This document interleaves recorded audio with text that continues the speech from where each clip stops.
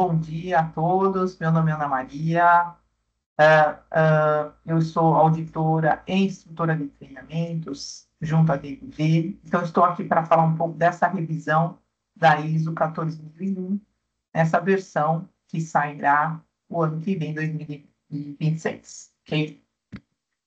Então vamos lá. Vamos falar um pouquinho como foi esse processo desde o início, o cronograma de desenvolvimento. Vamos falar das principais alterações previstas na 1421, ok? Regras e cronogramas de transição e outras informações adicionais, ok? Então, vamos lá, falar um pouquinho do processo e cronograma de desenvolvimento. Então, deixar claro que a ADNV acompanhou de perto, né, todos esses desenvolvimentos através de uma representação, ok? E essa elaboração, ela começou no início de 23, ok? E ela está sendo desenvolvida pelo Comitê Técnico da ISO, o ISO TC 137, Grupo de Trabalho 1, WG15, sobre a coordenação da ANS. Então, esse desenvolvimento, ele baseia-se num documento que fala sobre as especificações desse projeto, e ele foi votado e aprovado também por todos os organismos nacionais e internacionais que fazem parte justamente que são signatários da ISO. Okay? Então, essas alterações, elas ficaram, assim, bem claras, quer dizer, que elas estão bem longe daquilo que foi na versão 2015. Então, fiquem tranquilos que essas alterações, elas realmente foram limitadas a uma transição muito tranquila para todas as empresas. Será realmente uma transição bastante tranquila para todas as empresas. Okay? Então, o que nós temos aqui, né? Até para explicar um pouquinho sobre a especificação desse projeto, o escopo, efetivamente, do projeto. Nós temos aqui que ele reflete, né, essa especificação do projeto, reflete uma limitação para essas alterações. Então, o que ficou fechado nessa especificação? Que não devem ser introduzidos novos requisitos, okay? Novos que realmente, né? Então, as alterações devem ser feitas somente para proporcionar uma melhor compreensão dos requisitos já existentes, ok? Nós vamos falar até do 6.3, que ele, a princípio, parece ser novo, mas ele vem para esclarecer um pouquinho mais a parte de gestão de mudanças, ok? Ele está alinhado também com a ISO 9000. Mas o assunto já existia dentro, ok? Da ISO 14. Então, o escopo dessa alteração se limita à incorporação de textos da última versão, que é 2015, da estrutura harmonizada, que é a estrutura de alto nível, que é aquela que a gente falou bastante, que é de 10 capítulos, ok?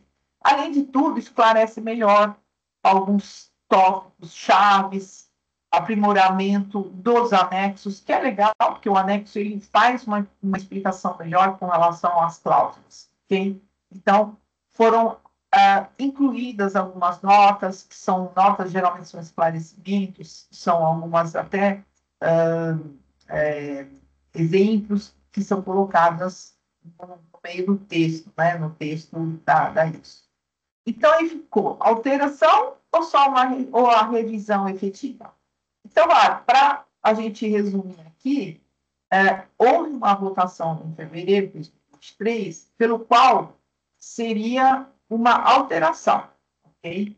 E não uma revisão consolidada.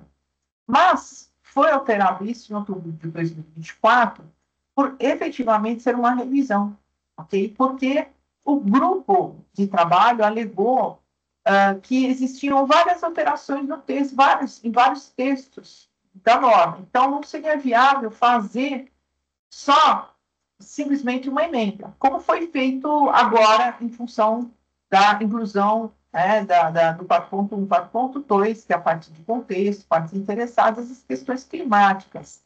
Pois foi feita uma emenda para isso, mas foi basicamente um texto, uma cláusula. Então, em função disso, vai ser feito realmente uma revisão. Né? Então, ela vai passar para 2026. Okay? Então, esse foi o histórico da especificação do projeto. Mas, cronograma de alteração. Tá? Então, vamos lá. Então, cronograma de alteração. O que é isso? Né? Quer dizer, quais as fases desse projeto? Ok? Então, ele iniciou em setembro de 2023, né, com a elaboração do rascunho do que poderia ser alterado, efetivamente, até fevereiro de 2024. Em março, abril de 2024, houveram comentários. Em outubro, a disposição efetivamente, ok, no CD, que é um rascunho do trabalho. Okay? E aí sim, hoje, nós estamos exatamente nessa fase, né, que veio de novembro de 2024 até abril de 2025, que é a votação, comentários, e junho é a disposição justamente dos comentários até outubro.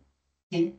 E em final de dezembro, em dezembro até janeiro de 26, vai ter o FDIS, que é o Final Draft, né, que a gente fala, que é o final, efetivamente, da norma internacional já escrita, ok? Que será lançada efetivamente em março de 2026. Então, essa é o cronograma aí dessas alterações. Então, todas as normas passam por essas fases. Okay? Então, vamos lá. O que nós temos de alterações previstas?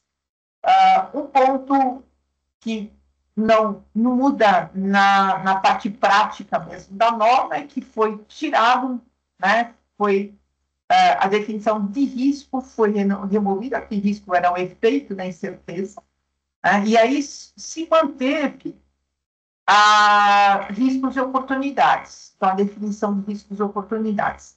Mas por que isso? Né? Porque o termo risco ele não era usado isoladamente nas cláusulas. O que se usava e se usa é riscos e oportunidades. Okay? Então, acabou mantendo riscos e oportunidades e tirando o risco, como eu falei, porque ele não era usado de forma isolada. No 4.1, só foi acrescentado aquilo que já está na emenda, tranquilo, que foi feita essa emenda em 2024, que é a inclusão, né, das condições climáticas, né, quer dizer, como que a organização entende a pertinência, né, quer dizer, o contexto com relação às questões climáticas. Okay? Então, isso só foi acrescentado dentro do texto do 4.1 e dentro do texto do 4.2. Então, a compreensão das necessidades expectativas das partes interessadas. Então, novamente, né, houve essa emenda, e aí sim, essa emenda vai ser incluída, lógico, agora no texto. Okay? E aí sim como uma nota, né? Diferente do 4.1, que realmente ele está no texto, o 4.2 ele é uma nota. Então, a nota, ela faz parte, lógico, da compreensão da cláusula, ok? E fala que realmente a organização deve, né, avaliar, quer dizer, o quanto, né, essas questões climáticas elas podem ter um impacto com relação às partes interessadas. Okay? Então, até agora, né, um ajuste mesmo de textos. Dentro do 6.1, que é a parte de ações para abordar riscos e oportunidades, nós tínhamos o 6.1, que é o generalidades, okay? Onde falava dessa abordagem de riscos e oportunidades. Então, ela foi movida para uma nova cláusula, que é o 6.1.4. Então, nós vamos, né, ter um texto bem simples do 6.1.1, ok? E aí o 6.1.2 continua em aspectos ambientais, 6.1.3 é requisitos legais, 6.1.4 riscos e oportunidades. Então, por que disso? Porque o 6.1.5 ele é ações para um planejamento do sistema de gestão, que está baseado justamente nessas três cláusulas, ok? Que é aspectos ambientais significativos, requisitos legais e riscos e oportunidades. Então, é só para enfatizar que realmente o 615 é o plano, né, o plano para desenvolvimento do meu sistema de gestão, que ele está baseado nessas três fontes. Okay? Então, é mais uma reorganização das cláusulas. Okay? E até para dar uma ênfase numa cláusula específica de riscos de oportunidades. No 612, foi só adicionada uma nota para deixar claro o conceito da perspectiva do ciclo de vida, ok? Mas, de uma certa forma, isso já existia no capítulo 3, item 333, que é a parte do conceito de ciclo de vida, ok? Então, isso tranquilo também, a gente pode sinceramente, entender que é só uma orientação dentro da cláusula, né, uma expressão adicional dentro da cláusula. Como eu falei, a nota é só para explicar melhor o que é esse ciclo de vida. E aí sim, nós temos o 6.3, que aí sim é uma nova cláusula, a princípio, como eu falei, é nova e velha ao mesmo tempo, né? Porque é nova porque ela está se alinhando àquilo que já existia dentro da ISO 9000, que é o 6.3, que é o planejamento de mudanças do sistema de gestão ambiental, ok? Então, isso é muito importante, porque a gente tinha muito 6.2, que falavam de mudanças em aspectos ambientais e mudanças em projetos novos, modificação de projetos, ok? Mas do sistema não era tão claro. Então, ficou dentro da própria estrutura harmonizada, como eu falei, que vem, né, da própria ISO 9. Okay? E aí sim, nós temos a cláusula 8.1, onde esclareceu um pouquinho melhor que não só os processos terceirizados precisam ser controlados ou influenciados, mas sim produtos e serviços que são fornecidos externamente para uma organização. Okay? Tá? Então, antes, o texto era muito... A organização deve garantir que processos terceirizados sejam controlados e influenciados. Então, o que está sublinhado é o que entrou de novo. Então, não é só processos terceirizados, mas sim também produtos e serviços que são fornecidos externamente. Okay? Tá? Então, na prática, não muda tanto, porque dentro do ciclo de vida, de uma certa forma, nós identificamos os aspectos ambientais, né, dentro da aquisição, principalmente aquisição de materiais, de aquisição tipo madeira, ok?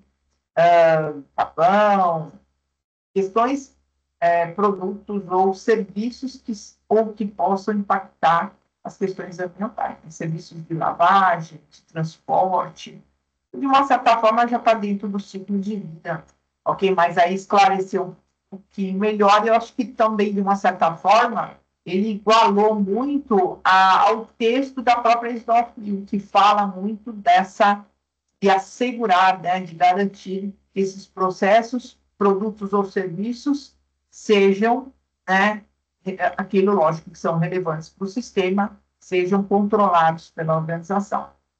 E aí, sendo em capítulo 10, antes tinha melhoria, ações corretivas e melhoria contínua, e hoje nós unificamos melhoria e melhoria contínua.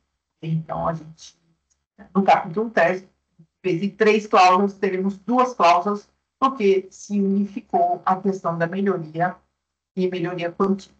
Okay? Outras alterações também que não mudam praticamente nada no sentido do sistema, mas sim melhoram a questão da abrangência da informação documentada. Então, o texto da 2015 usava muito as informações devem ser documentadas, mantidas ou retidas, ok? Que dava muito a entender que poderia ser um procedimento ou reter registros. Então, agora não vai ter mais esse termo, ele usou um termo mais genérico. As informações documentadas devem estar mantidas, disponíveis, ok? Em vez de mantidas e retidas. Legal? No sentido prático, como eu falei, a gente não altera praticamente nada. Ok? E nós temos de análise crítica, né? Então, basicamente, tinha só a cláusula 9.3, agora ela foi reestruturada, como falei, até para se alinhar um pouco mais. O caso da 10.9.000 ele já é assim, então nós temos o 9.3.1, que é generalidades, onde a gente fala o que é análise crítica, o que a gente espera da análise crítica, que é uma avaliação, lógico, pela alta direção, do quanto o sistema está adequado, melhoria contínua. E aí sim, o 932 são as entradas, são os assuntos a serem efetivamente abordados dentro da análise crítica, e o 933, que é o resultado da análise crítica. Então, isso, em termos de textos, ele já existia, tá? Então, simplesmente foi enumerado. Okay? Então, ele foi introduzido esses subcapítulos. Okay? E o que houve de alterações, que no anexo A tem algumas alterações, ok? Para dar consistência com relação às cláusulas de 4 a 10. Então, quer dizer, foi incluída mais algumas explicações adicionais dentro do anexo A. Okay? E aí, regras e cronogramas de transição. Então, vamos lá. A regra para transição e os prazos. Espera-se que o IAF, que é o órgão realmente que faz toda a acreditação das normas dentro das certificações, ela desenvolve, né, espera-se que ela desenvolva realmente um documento para a transição dos certificados da 14.000 versão 2026. Então, se espera ser que realmente se tenha uma regra clara com relação a isso, possivelmente terá, ok? O IAF ainda não iniciou esse processo para definir essas regras de transição. Espero que esteja disponível aí até antes da publicação. Geralmente, os prazos, quando você realmente tem uma nova revisão, geralmente é de 2 a 3 anos. E nós tivemos, para versão 2015, nós tivemos um período de 3 anos para todos os certificados passarem para a nova versão. Okay? Mas espera-se uma alteração mais curta, porque realmente não houveram modificações ou inclusões de cláusulas diferentes daquilo que nós estamos já acostumados dentro da ISO 2015, no caso da 14. E aí, como se preparar? Né? Então, em geral, recomenda-se começar cedo, né? De preferência de fase de rascunho, para se familiarizar com as mudanças, planejar essas incorporações que são necessárias dentro do sistema de gestão. Então, etapas recomendadas, né? Familiarize-se com as alterações da norma revisadas de início. Por isso que é muito importante, né, esse webinar. Certifique-se que o pessoal relevante também receba treinamento, compreenda essas alterações, esclarecimentos, identifique as lacunas que podem ser abordadas para esses novos requisitos, novos esclarecimentos dessa nova versão, estabeleça um plano e implemente as ações e atualize o seu sistema de gestão. Então, praticar o quê? Praticar o nosso PDCA dentro, né, dessa nova versão. Okay? Então, planejar, executar, avaliar, okay? E propor realmente as melhorias dentro do sistema de gestão. E como podemos ajudá-los? Okay? Então, assim que você começar a se preparar, a DNV pode apoiar essa sua jornada. Okay? Webinars, ok? Que vai estar disponível, vai dar essa visão geral do processo de transição, treinamentos, né, que estarão já disponíveis a partir desse ano, né, ok? Então, já temos aí, nós vamos iniciar essas revisões, treinamentos com essas revisões, ok? Autoavaliação, para avaliar sua conformidade com a norma, ok? Auditorias de transição para alinhar a sua certificação com a nova versão. Então, é importante esse planejamento de uma nova auditoria e podemos ajudá-lo em todas essas etapas do processo, ok? Então, basicamente, nós temos aqui outras informações para deixar claro também que a 14.004, que é uma norma de implementação, que é uma diretriz, ainda não está passando por nenhuma revisão no momento. Okay?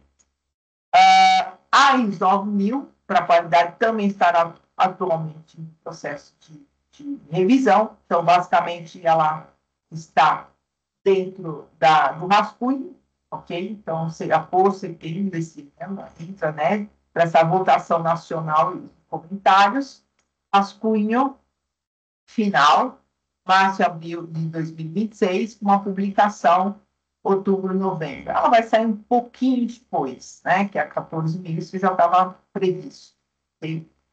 A 45.000, até para quem tem sistemas integrados, né, 9.1445, a gente colocou esse slide para vocês entenderem.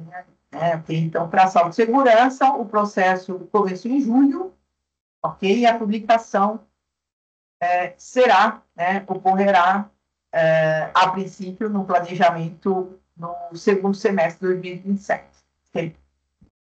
Então, é isso. Muito obrigada pela atenção e bom dia a todos.